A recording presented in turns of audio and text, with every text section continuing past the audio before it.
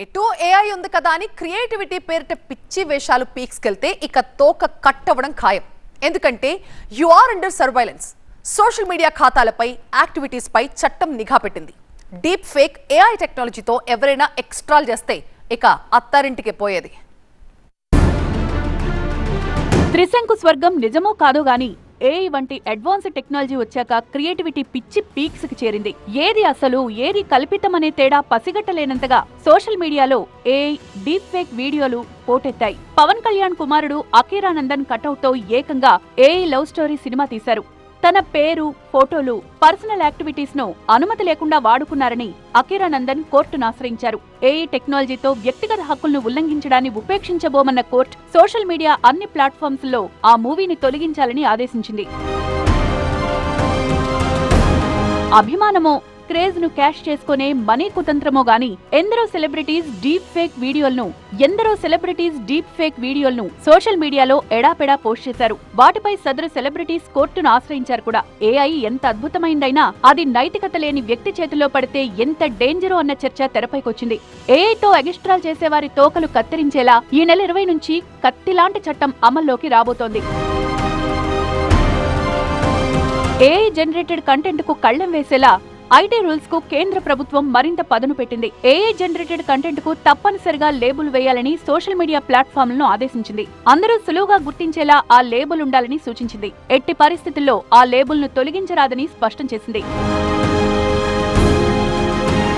Instagram, YouTube, Facebook వంటివి ఈ కఠినమైన నిబంధనలు అమలు చేయాల్సి ఉంటుంది. ఏదైనా కంటెంట్ అప్లోడ్ చేసే ముందు ఆ కంటెంట్ ఆర్టిఫిషియల్ గా జనరేట్ చేయబడిందా లేదా అనే దానిపై యూజర్ డిక్లరేషన్ ను పొందాలి. ఆ క్లెయిమ్స్ వెరిఫై చేయడానికి ఆటోమేటెడ్ రూల్స్ ను ఉపయోగించాలి. కంటెంట్ ఏఐ జనరేటెడ్ గా ఫ్లాగ్ చేయబడితే అది లైవ్ కావడానికి ముందు స్పష్టంగా కనిపించేలా లేబుల్ చేయాలి.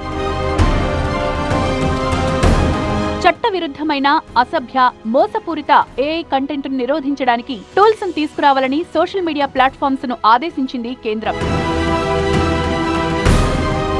టెక్నాలజీ, క్రియేటివిటీపై రూల్స్ కర్ర రావాల్సిందే. ఏ బహు తచ్చి బాత్ హై. మరి యువత, చిన్నారుల భవితను చీకటి చేస్తోన్న అగ్లీ కంటెంట్ మాటేంటి? అంతకంతకు పెరుగుతోన్న డిజిటల్ యాక్సెస్ సరే, ఆందోళనకరంగా మారిన డిజిటల్ అడిక్షన్ సంగతేంటి? కరోనా టైం నుంచి ఆన్లైన్ క్లాసుల పేరిట పిల్లలు స్మార్ట్ ఫోన్స్ కు దగ్గరయ్యారు. చదువు సంగతేమో గానీ సోషల్ మీడియా చిట్టి మెదళ్లకు ఓ వ్యసనంగా మారిపోయింది. ఇది కాదనలేని నిజమని ఎకనామిక్ సర్వే స్పష్టం చేసింది. సోషల్ మీడియాను అతిగా వాడడం వల్ల పిల్లల్లో మానసిక ఒత్తిడి, నిద్రలేమి, ఆందోళన, చదువులో ఏకాగ్రత తగ్గడం లాంటి సమస్యలు పెరుగుతున్నాయని సర్వేలో తేలింది. డిజిటల్ వ్యసనం వల్ల కంపల్సివ్ బిహేవియర్, హానికర కంటెంట్ కు బలయ్యే ప్రమాదం ఎక్కువగా ఉందని పేర్కొంది. అందుకే వయస్సు ఆధారిత డిజిటల్ యాక్సెస్ పరిమితులను పరిశీలించాలని సూచించింది. లేదంటే పిల్లల వ్యక్తిగత జీవితంపై మాత్రమే కాదు, దేశ ఆర్థిక ఉత్పాదకతపై కూడా దుష్ప్రభావాలు తప్పవని స్పష్టం చేసింది ఎకనామిక్ సర్వే. 16 ఏళ్లలోపు పిల్లలు సోషల్ మీడియాను వాడకుండా చట్టం తేవాలనే ప్రతిపాదనలొచ్చాయి. ఈ విషయంలో ఏపీ ముందడుగు వేసింది. 16 ఏళ్లలోపు యువత సోషల్ మీడియా వాడకుండా బ్యాన్ చేసేలా చట్టం రూపొందిస్తామన్నారు సీఎం చంద్రబాబు. అదే సమయంలో సోషల్ మీడియా కూడా దాన్ని కూడా మీరు క్యారెక్టర్ అసాసినేషన్ ఎక్కడున్నా ఎవరిని వదిలిపెట్టాం. అవసరమైతే ప్రత్యేకమైన చట్టం కూడా చేస్తాం.